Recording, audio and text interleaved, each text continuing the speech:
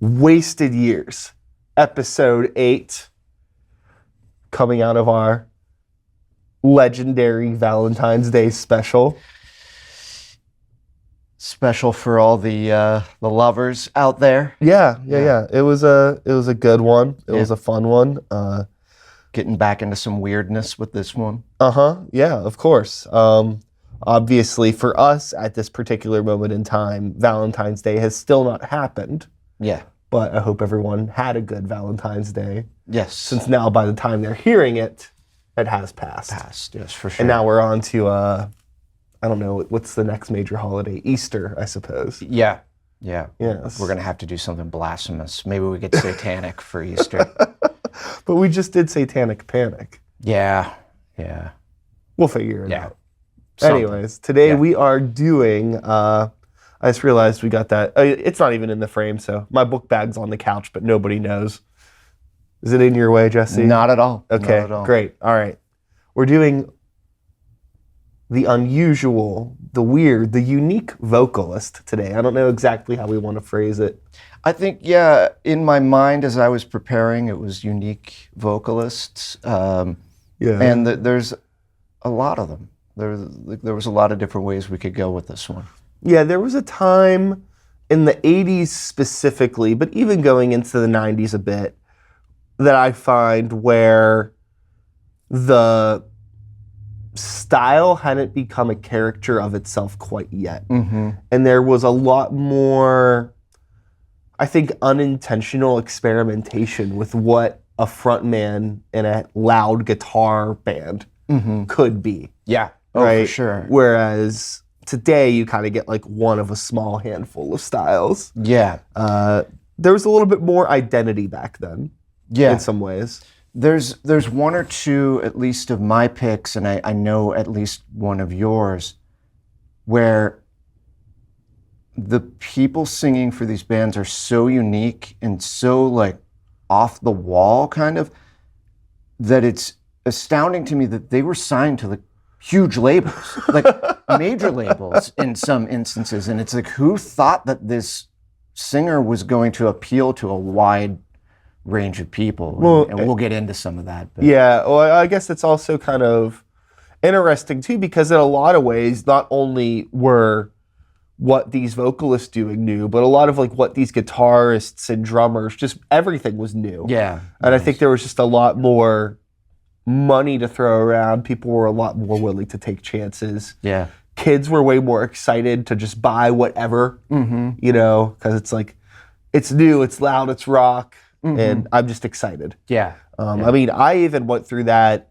in my teenage years with like the new metal movement, because that's where I came up. And there was a lot of stuff that I was very excited about then that certainly has not stood the test of time for me. But I think there was just, people were just excited. It's new things. And, you know, a lot of this stuff holds up. Yeah. Some of it doesn't. I'm sure we're going to run the gambit of unique in a good way and unique in maybe a awkward way. Depends. Yeah. So I don't know who wants to go first today. I mean, I do already have a record. Yeah, I on, would say that's a great place to start. Yes. Right there. So I know that in different facets of this show, I've definitely listened to Alice in Hell more than once. Yeah. And I don't think we need to play that again, even though vocally there's a lot of funny stuff that's happening in that song. Yeah. But I was actually going to go with another track off of the Alice in Hell album called Burns Like a Buzzsaw Blade. It's a personal favorite of mine from that record. Yeah.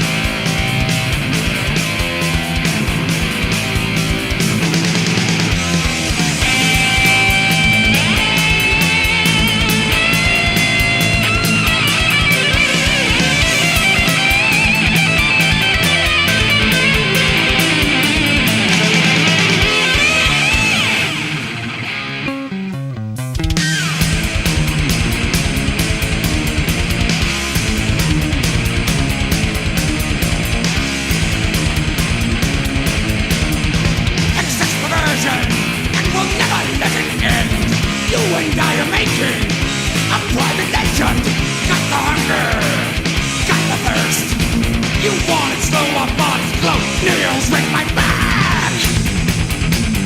Tongue like sweet parade. Animal lust, and it burns like a bazaar blade. Dripping wet, we up in this charade. Screams of love in the air tonight, and it burns like a bazaar blade.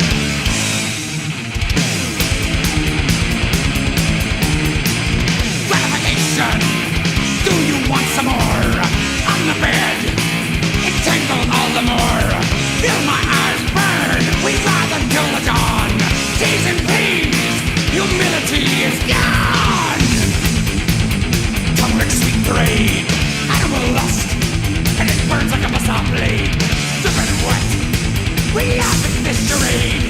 Screams of love in the air tonight, and it burns like a bazaar blade.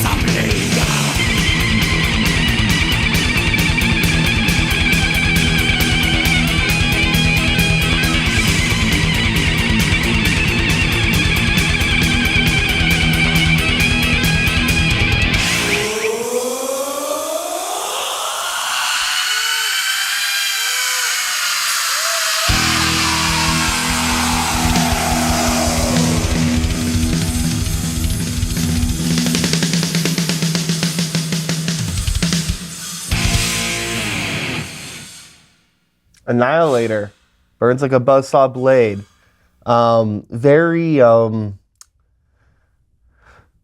pirate-esque sort of vocal delivery. Sometimes it even sounds like to me like a parrot imitating a pirate. Yes. Yeah, I can see that. Yeah, just really leans into them types of things. He does. That's a really good point. Yeah, Randy Rampage, one of those singers, maybe not, a huge vocal talent, but there's so much attitude. A personality. Yeah, so much personality in his delivery. And I think that's probably what we're going to see a lot of today is like a lot of personality, a lot of attitude. And Randy Rampage is definitely one of those guys. Like, he was originally the bass player in DOA and apparently like very much a personality on stage in that role as well. Sure. I really kind of wish I could have seen Annihilator with him. I think that would have been really cool to see. I actually looked up some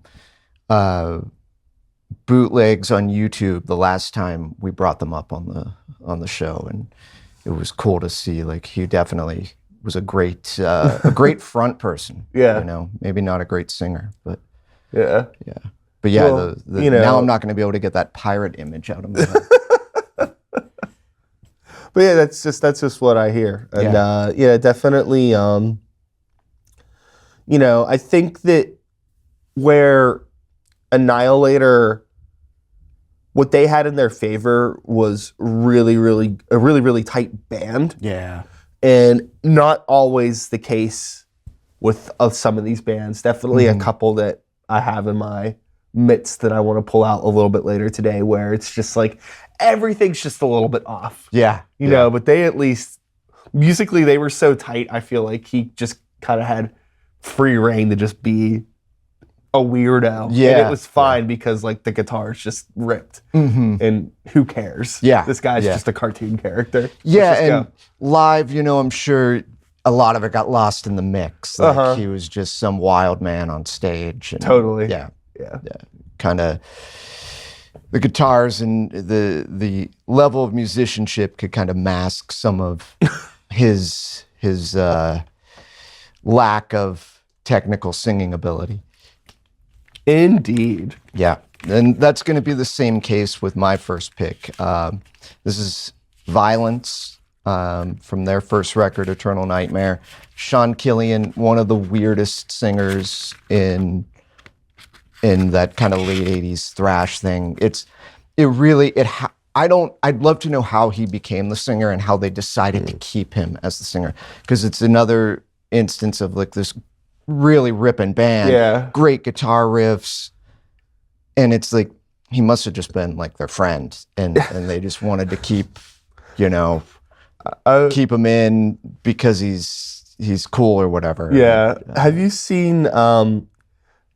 I saw this video getting shared around online. It was like some kid made it where it's basically like him playing, like it's like one of those videos where it's like one person playing multiple people, like in like a social media video, and it was like AC/DC forming their band. Yeah, and he's like, and it's just like them like sitting around. And it's like, so we got everything we need. Like, who wants to be the singer? And all of a sudden, it's like, I don't know, guys. Could be any one of us.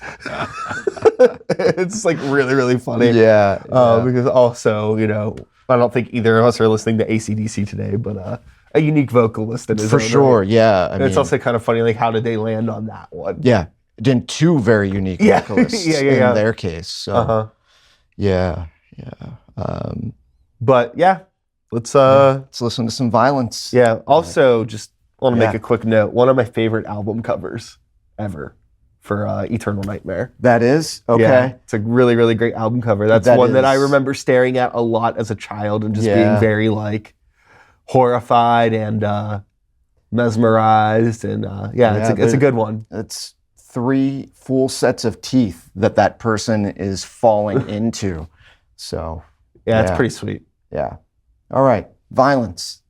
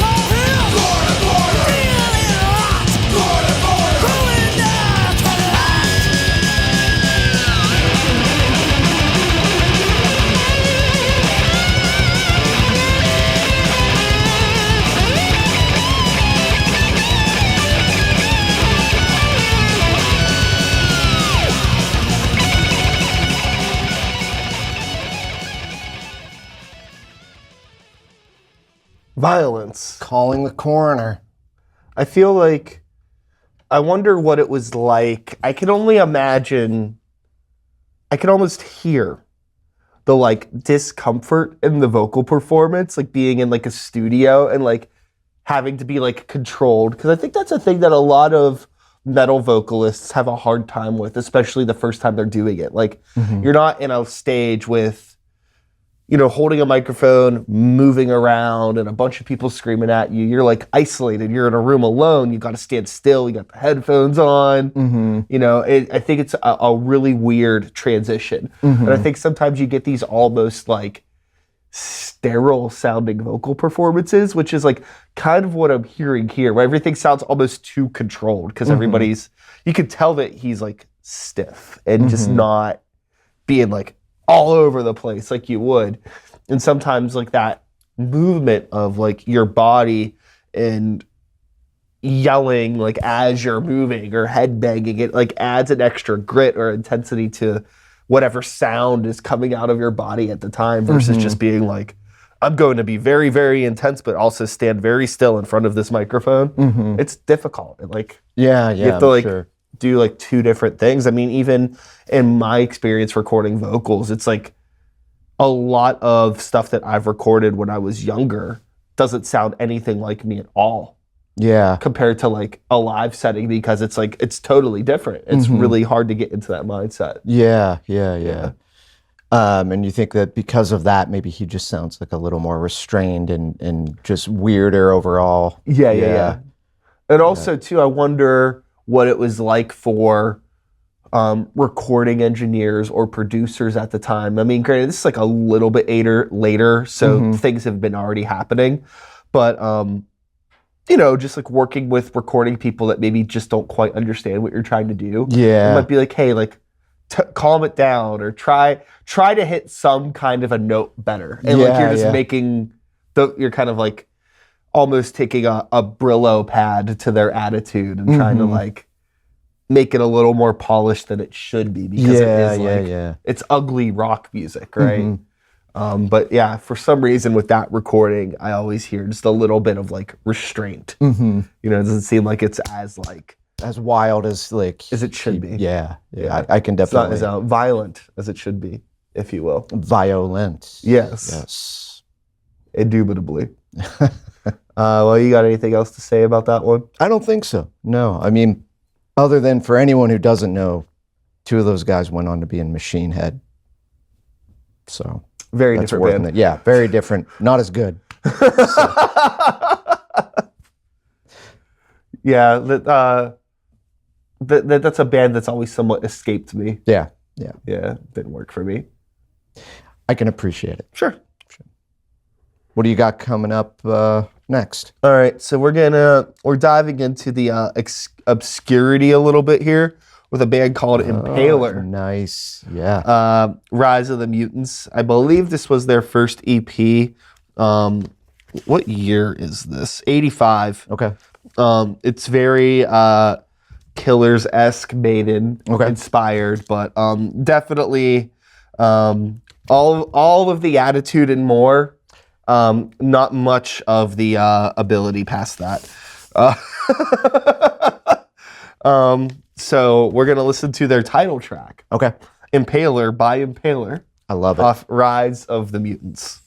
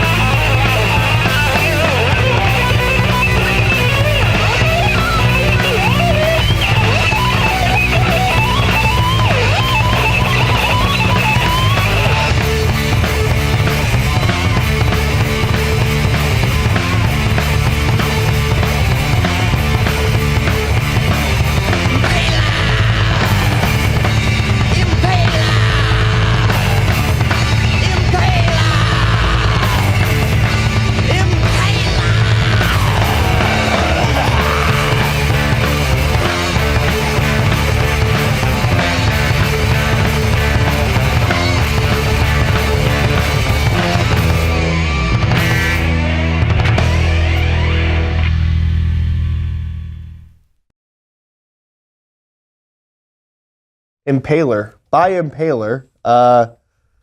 Didn't really move the needle too much. Great look, great logo, great band. All their aesthetic is through the roof, to be completely honest.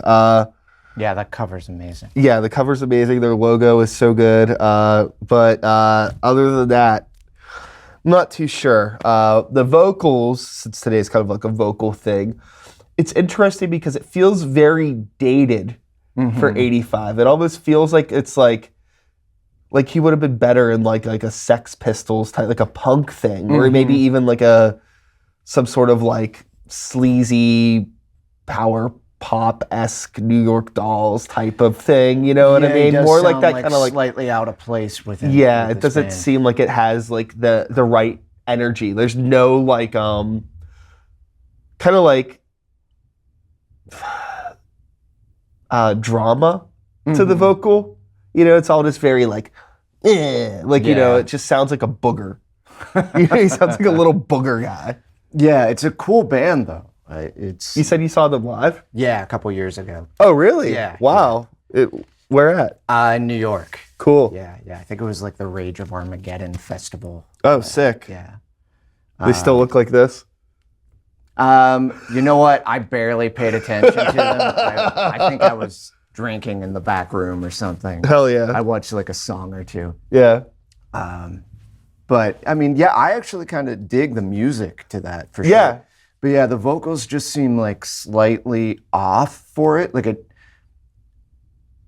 like you can tell that like not really like coming together there. Yeah, I mean, it's like he looks great. Yeah. Like, you know, there's no way that you're like, okay, I'm not gonna have that guy in my band. Yeah. But then he shows up to practice, it's like, shit. Like it's not quite we need a little bit. But who knows? I mean, also too, I have another Impaler record that I think came out shortly after this one. Yeah. It's been a while since I've listened to it, so I'm comparing the vocal styles. Maybe, of course, over the course of time, perhaps he came into his own. Yeah, and I don't even know. Because he also looks like he might be like anything. 18 years old in that photo, so there's that as well. Going right along, another weird singer, and this song is super short, but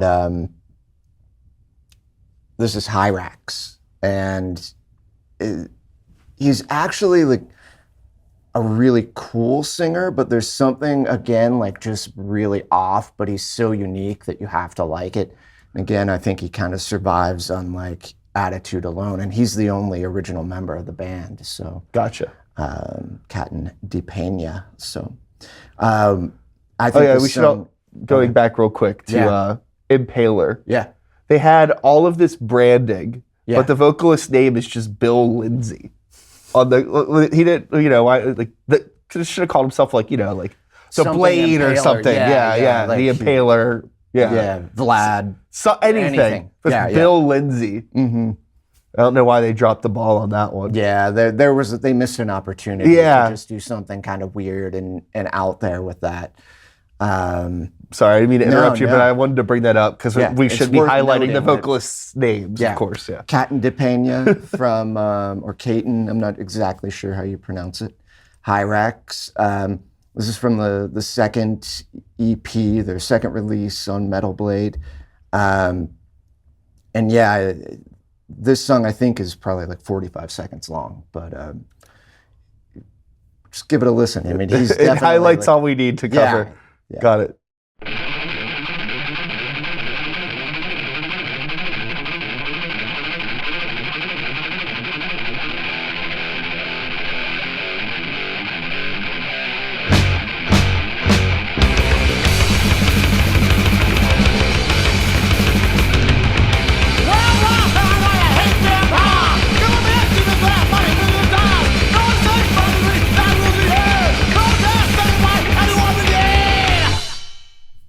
That's it. You know what it kind of sounds like, honestly? It sounds like early Motley Crue playing at like 45. Yeah.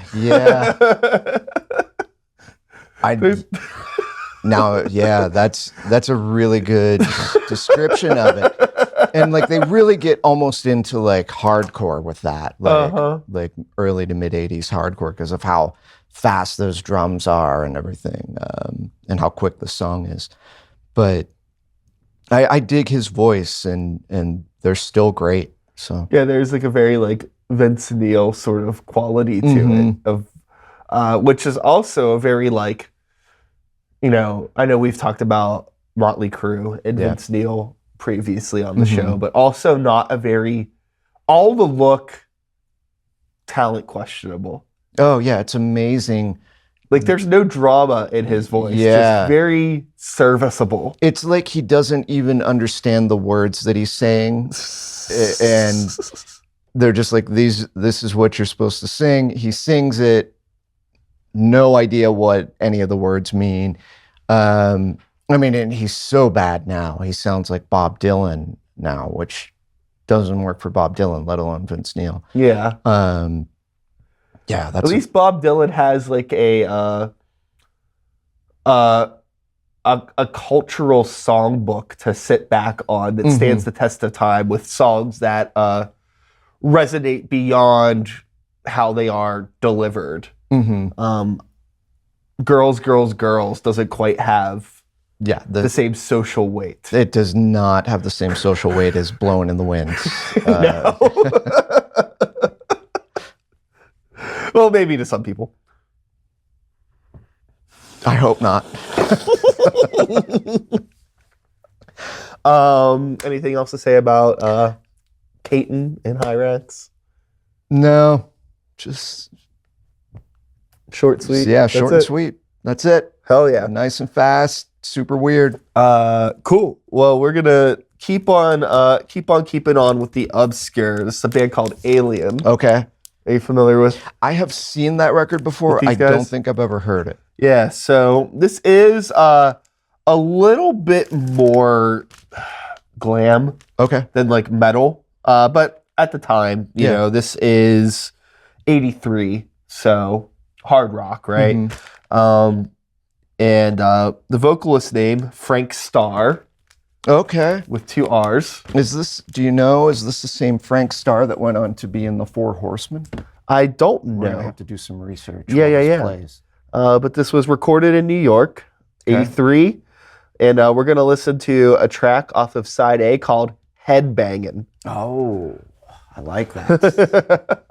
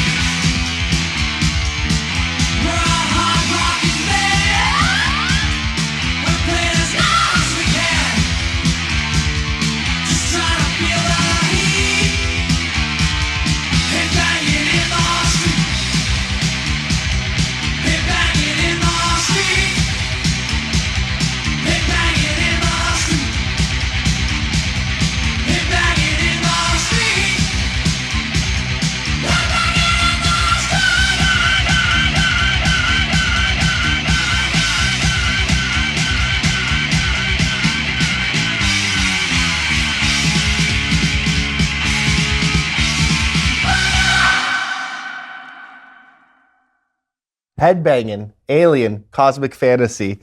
This track, Banging in the street. yeah, actually, I really don't have any notes. It's a good song. I like that one. Yeah, it's fun. It's very tongue-in-cheek. I'd be really curious about Frank Starr's background potentially working with anything Broadway related. Yeah. There's something very theatrical and like intentional about, he seems like a trained vocalist in a weird way. It's not like phenomenal, but there seems a little bit specific intention about like what words and when he's choosing to get a little bit more, it feels a little bit more intentional. It's the only, and I just said the same thing like 6 times in a row, but it just feels like there is some thought put into things. It also feels like he sounds a little bit more comfortable in a studio environment too. Yeah, than a lot of the people so far. This is a cool record, and that is definitely one of the more headbanging songs. A lot of the record is a little bit more like glam-esque and things like that, but appropriate for the show. And I mean, hell, that should even be, if we ever have a theme song, maybe it should be Headbanging in the Street. Yeah, I actually dug that song a lot. And it is the same Frank Starr that sang for the Four Horsemen. In that, he sings a little bit more like almost Bon Scott, Chris Robinson kind of style. Gotcha. Kind of fitting with that band. So he was clearly a pretty versatile singer. Yeah, I could adapt to a lot of different styles. So there was also, whenever I acquired this, a note inside of it. A very, very quick, rough script. But I think it says, Dave, eat metal for breakfast and have a sinful new year. Best wishes, and then I can't detect who it's from. Yeah. But so I guess this was on the back of a join the world's fastest rising heavy metal force now. Sign up to Sin's Fallen Angel fan club mailing list.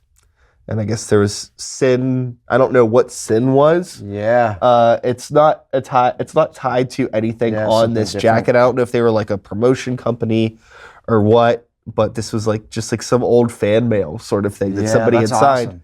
And it was in here. I don't know. Again, I don't know what the connection is to this band or why it was in this jacket.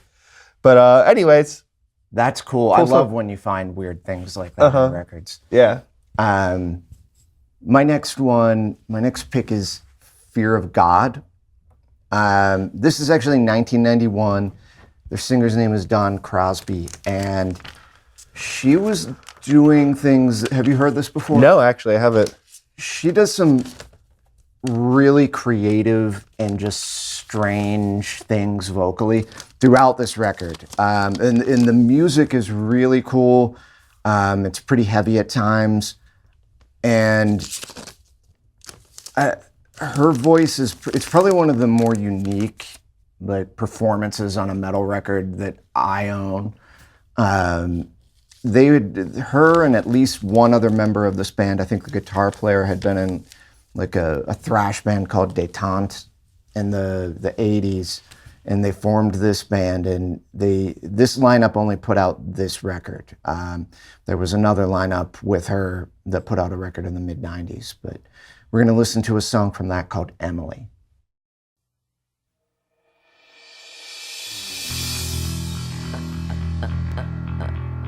I do nothing to survive.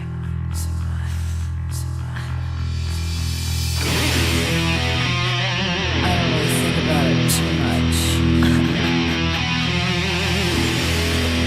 I just close my eyes.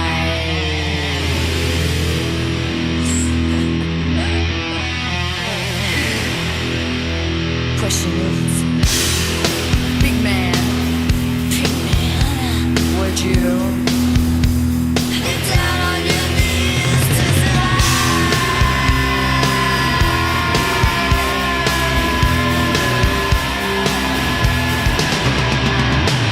Nocturnal shades in Hollywood.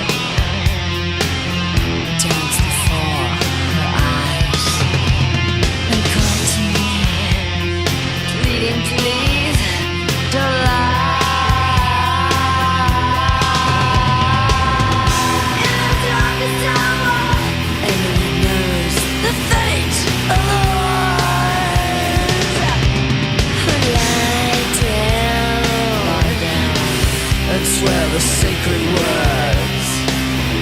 She said, love is just something I did.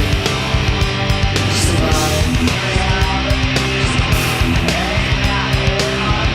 Love is just something I gave to you. Just goodbye.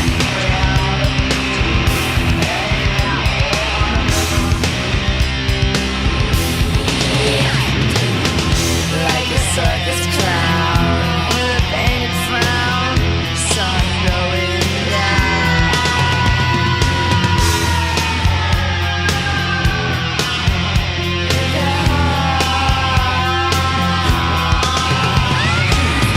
Where will you run to now? You betrayer who cares?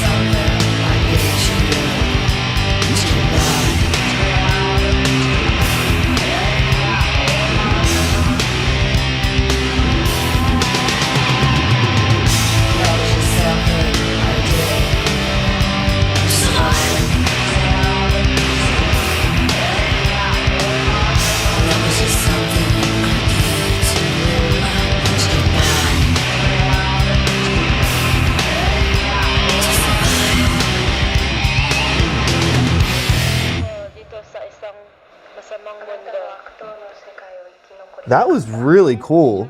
Yeah, it's a really strange record like that. Like That like, it sounds like you took like Typo Negative with a little bit of Alice in Chains and Hole. yeah. And just like threw it in a blender. It has like that like slacker grunge with like some goth sort of tinge. Yeah. And kind of like really cool, like hard, almost like those like the Alice in Chains, almost metal guitar riff sort of thing. Yeah. Very yeah. somber. I don't know if the whole record's like that, but that The whole record is like that, kind of. Yeah. I just love how she'll go from like screaming to like kind of moaning, weird. yeah, stuff. it's a weird, very hypnotic sounding. Yeah. She's definitely, I think on that, you know, just channeling something like really different that no one had done before. And it's definitely unique and weird and not any sort of traditional metal vocals at all. So yeah. Really cool. I love that. I'm definitely, I feel like every time we do one of these episodes, there's always one standout record that like I end up listening to for like 2 weeks straight. And I feel that has a good contender of being like the cool new exciting thing. The same thing happens to me. Well, that's fun. That's why we do it. You know what? Let's stick with 90s for now. I do have an earlier record that I'll probably end with because I have two more now. I think I have two more too. Yeah, that's where we're at. So gonna go with a little bit of Athiest. Ah, okay. Okay. So this band was at the time pushing boundaries in a lot of different directions and doing things that I don't think you were supposed to do. Not that there was ever any sort of rules, but vocally always very interesting sort of approach to things. This was 1993 when they put out this record.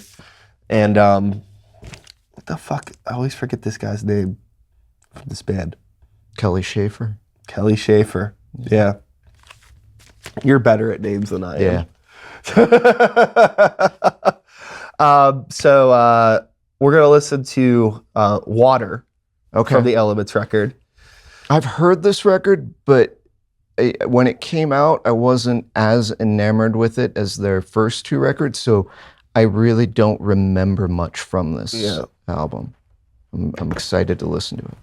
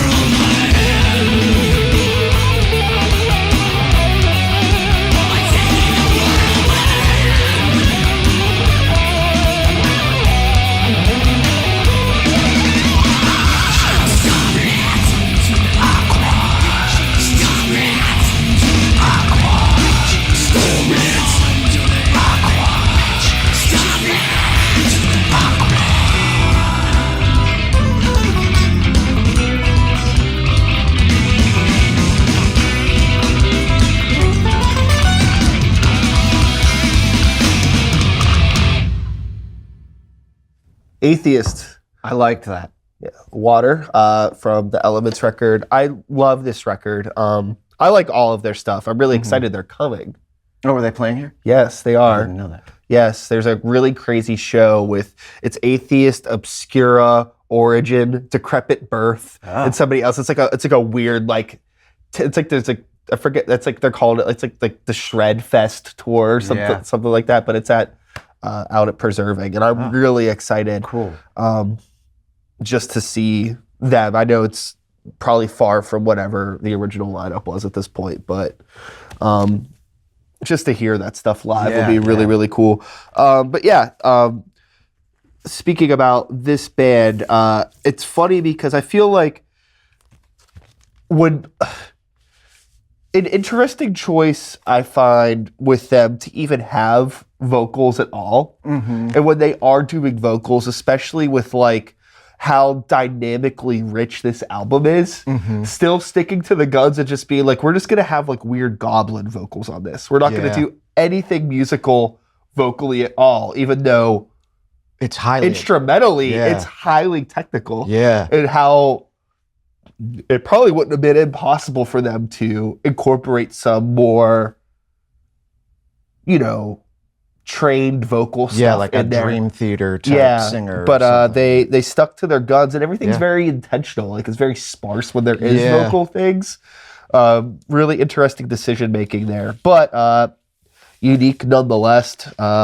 Very important album for me. This one, big game changer. I like that song a lot, and the whole his record voice is really cool. You can hear what he's and kind of make out and understand a lot of what he's saying, and the music is, they get into some pretty out there choices at a couple of points. I also like that the bass was mixed really loud. It like kind of makes it a little different. But yeah, cool singer. Unique in the sort of thrash death thing at that time. It's so unique. Basically just an application. And also too, like just like a lot of like the weird rhythms, and it's still weird. Like they put out a record called Jupiter somewhat recently. It was maybe like the past decade. I forget exactly what year. And it's like still just as weird, and like just like the placement and timing of things where it's just like you have to like wrap your brain around it. Because it's like, I know you're probably making intelligent decisions here with how this is placed. That just feels so strange. And it's again like hypnotic in a weird way to me, because it's just so like unconventional. Yeah, and I think that's what makes that band really cool, is like they are just, it's like every person in the band is adapting to what the other person in the band is doing. Like he's, to try and wrap music or vocals around that music can't be easy, like you said. Like it's just like, he's got to be really intentional. You can't just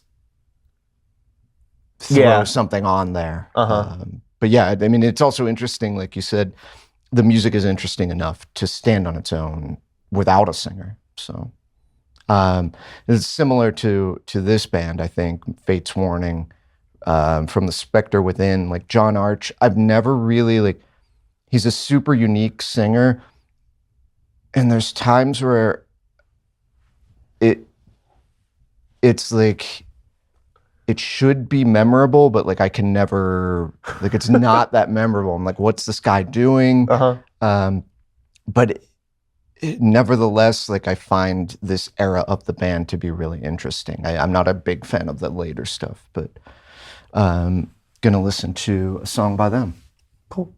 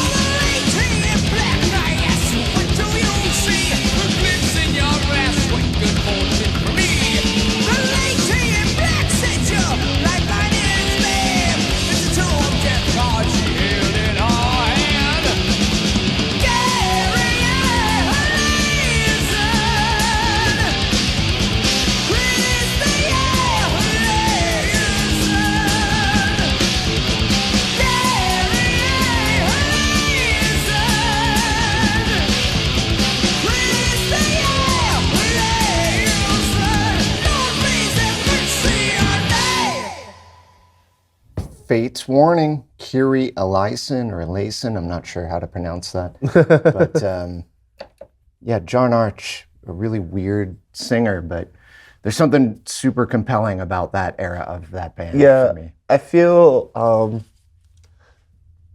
in that vocal performance, I also feel like it's somebody that's maybe a little bit too comfortable in the studio. Yeah. Get a little bit too eccentric. You know, it's very like it's like very he reminds me a lot of early Bruce Dickinson. Yeah, for sure. With like the like sort of like vibrato sort of stuff. But it seems like there's a lot less he seems like he's very outside the box all the time. There's no we're not gonna tame this at all. You know, just this is about me. Yeah. You know? Yeah, it's definitely, I mean, it's a wild performance. You used the word control earlier. Like, there doesn't seem to be a lot of control there. Or maybe there's a lot of control and he's just not necessarily exercising. Yeah, it doesn't feel like there's a lot of drama. Yeah. So we could say that. And personality. Yeah. But the intention seems to be more like not thinking about the entire piece as a whole, just kind of like keeping your dopamine as close to a 10 as possible throughout the entire duration. And at the end of it, it's just like, what happened? You know? Yeah. That's a great description of that. Like, there's no real melody line for him, and like a singer like that, there probably should be, but he's just so all over the place and flamboyant with it. But yeah, there's something super dark about those first couple records by them that I've always found intriguing. So, hell yeah. Moving it on, I believe this is my last record today. Okay. This is going to be the self-titled from Virgin Steele. Okay. Did we break this out for one of the other shows at one point? I don't think we broke it out, but I do remember talking about it. Okay. Because actually, this was like, I was listening to this and I remember being like, this was the record that I was like, we should do a unique vocalists. Because I was listening to this and I was like, this guy's a fucking cartoon character. Yeah. You know, so this would be David DeFice. Okay. All vocals / keyboards. All right. With that being said, I was going to listen to the second track on this because it's very much like Dollar Store David Lee Roth. But we are going to listen to the first track instead because that's my last minute decision making. Okay. Maybe we can listen to both. Who the fuck cares? It doesn't matter. They're very different songs. It's just one of those like a band trying to find their sound, sort of an album. But yeah, this is Danger Zone, which is the first track off of this album. And yeah, this is, it's something. All right.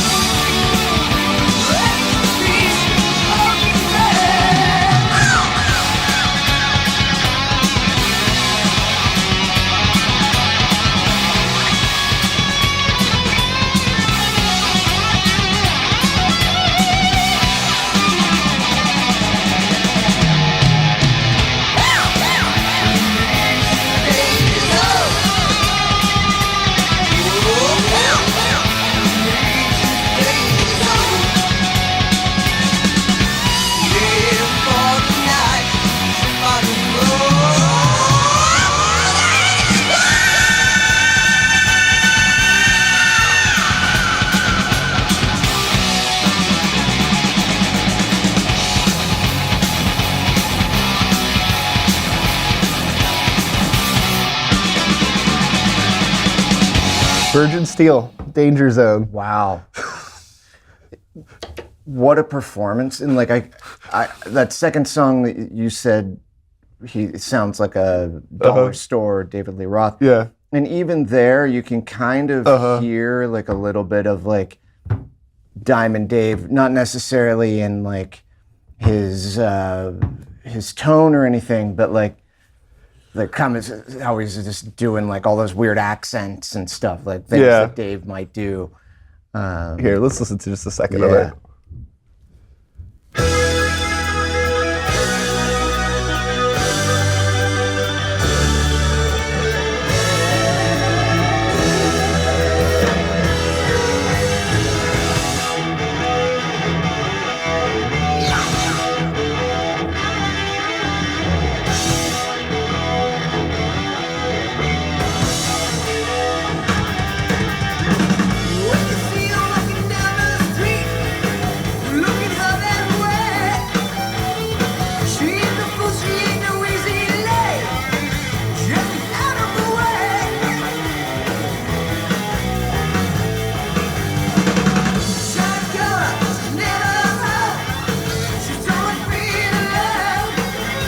You know, it just has that like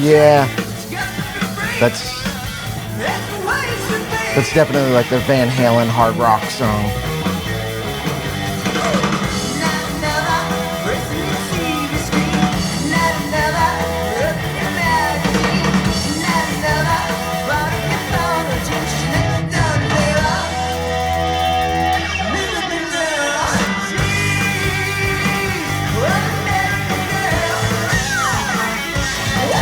Yeah. It's cool. Yeah. Yeah, Danger Zone's better. Yeah. But, Danger Zone is better. But yeah, it has that like it has that like Van Halen thing, and again being brought up, that very middle of the road, almost Vince Neil sort of just like serviceable vocal. You could tell that like I feel like he really strong-armed his ability to play keys into the band. Like the whole intro of that song makes no sense for them at all, but it's just like, we're gonna do this, guys. And I assume, I'm almost positive that's him that has two shots of himself on the back cover. Oh yeah. One with his girlfriend or wife or whoever that is. With holding the sword. Yeah. Yeah, trying to like, I like that they're like, they're trying to like strong arm this sort of like fantasy thing in with this like really kind of cool 80s fancy cover, and like they got the sword in their logo, like combined with like this like weird like VFW live shot. You know, it's a hodgepodge. There's like, you know, I don't know if you noticed in his other promo photo, there's like multiple women grabbing onto him. Oh no, I did not see that. Yeah. Well, he has the Virgin Steele. So, I'd be interested to know, because I think that band still exists. And if he's still in the band, or if it's a different band altogether at this point. And he's Yeah, the back layout was actually done by him. Okay. So that's definitely multiple photos of him for sure. He had. I think that would be a good thing for you to copy for one of your next records, like you with the 2 pictures of you. Yeah. All selections arranged by David DeFice. Okay. He's really. So This was his thing for very sure. creatively involved with this band. Yes. Okay. Yes. Interesting. Yeah, for sure. Yeah. He doesn't have a writing credit on that second song though. Seems like him and who's Starr? So the guitar player. Yeah, Jack Starr. That was his song. Obviously, it's very guitar-driven song. Anyways, we're harping on we're talking more about Virgin Steele than probably anyone else has in fucking 30 years. But fun enough. Yeah, we'll have to tag them when we post it on. Do you think they're on Instagram? I'm gonna look them up. Hell yeah. For my last pick, we're gonna get into a favorite of mine, and that's Voivod. Ah, yes, good choice. Snake, their singer, I think has a cool voice, but he's in the area, I think, of unique vocalists. Absolutely. And we're going to go to... unique band, you know? Yeah. We're going to go to their 1989 record, Nothing Face. I thought that was sort of like a good middle ground in terms of, the early stuff's pretty noisy and thrashy and wild. And then they put out some more accessible things in there as well. It's interesting. They're an interesting case study in the sense of a band that was always doing their own thing, but also still somehow pivoting with what the trajectory of rock music was doing as a whole, in terms of like, those bands that are they going to become more accessible or more extreme, and like they were always themselves but still pivoting with whatever was like going on in the cultural zeitgeist. But like working in more like, I don't know, almost like borderline like psychedelic indie sort of elements into their compositions, whereas like some other bands like Athiest were like, well, let's lean more into like jazz and weird kind of flamenco world music in a way. Yeah. And they've gone through like a bunch of different periods, and like you said, more psychedelic, and they're covering Pink Floyd on this record, and like 2 records on from this, they did some 17-minute weird thing, and yeah, cool band. A favorite of mine, we're going to listen to Into My Hypercube.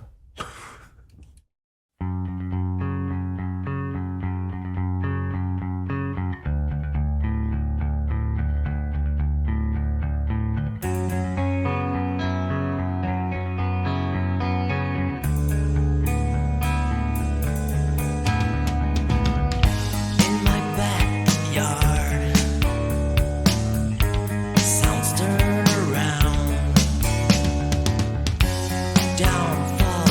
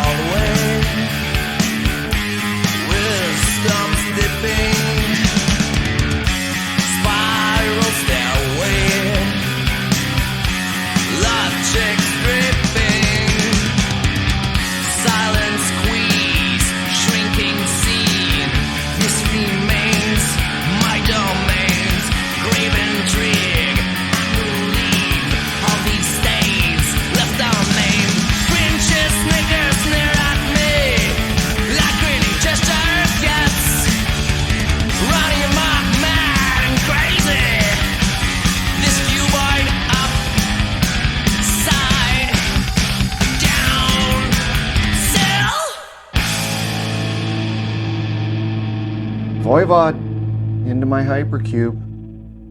Getting weird. Yeah, very, very cool. Super unique band. It's funny listening to that in context now.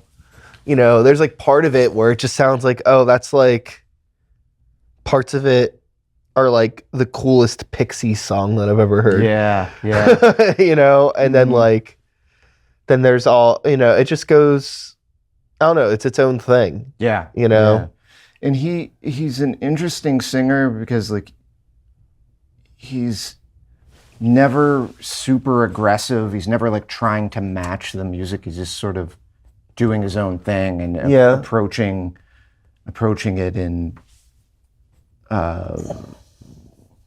you know, it always feels like as melodic a way as possible for how weird and out there the music can get. Yeah, well, I think that there's a sort of caricature that kind of worked its way into metal, hard rock, loud guitar music, is like this incessant need for masculinity, you know, and like things being tough or angry. Yeah. And it's interesting when there are people that are choosing to write compositions that have heavier elements, but don't have that need to be necessarily like angry sounding or overtly masculine or tough or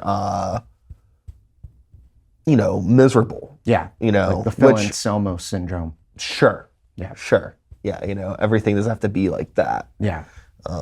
Which seems like it's something that's kind of been forgotten in a lot of more modern stuff, at least to what is coming across my plate. There's always somebody doing something unique and interesting Weird, if you dig underneath the surface far enough. But yeah, you know, Voivod, really cool band. And you know, I don't have much else to say about it. Yeah. I don't think I do either. But this was fun. Hell yeah. Unique singers. We might have to do a part 2 at some point. One person that like comes to mind that I felt it like was unnecessary is Dave Mustaine because he's so weird. Like I just don't but he's like a lot of that stuff is really catchy. I don't understand how he does what he does. I'm not gonna lie. I was looking at the Megadeth records and I was like, you know, I want to try to stay away from some of the more like obvious ones, you know, because there's obviously people like Dave Mustaine or King Diamond, or even getting into like early mid-90s stuff with that early Cradle of Filth, the stuff that Danny Filth was doing on his first few records is very like, what the fuck are you doing? You know, and that was only like that first, I mean, I don't even have a copy of, was it Principle of Man-Made Flesh or whatever, their first one. Yeah. But his vocals on that, now I think that was 93 or 94, so it's the same year as that Athiest shit. It's very like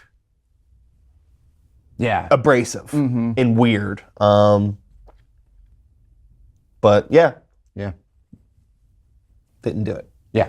So, but that's okay. There's always time for a part 2. Yeah, we'll do a part 2 sometime. I don't know what our next one's gonna be. I know we've been holding on to the cover song idea one. Yeah, maybe we could do that unless we think of something else better. Yeah, we'll brainstorm. So yeah, we're not going to announce what the next one is yet because we don't know. We'll figure it out. Yeah. Yeah, I'm not worried about it. But thank you for listening to episode 8. Hell yeah. Yeah. Yeah, I'm excited to dig more into that Fear of God record. Yeah. Yeah. I'm going to be digging into Virgin Steele and doing all kinds of research on what's happening there. Love it. Yeah, we need to know if they have an Instagram presence. And that Alien record, too. I'm going to have to buy that the next time I see it. I never realized that was Frank Starr on vocals. So, hell yeah. Headbanging. Headbanging. In the streets. It's our theme song. Yeah, we'll be headbanging in the streets until next time. So, all right. Be well out there, and we'll see you. Stay weird. Bye-bye.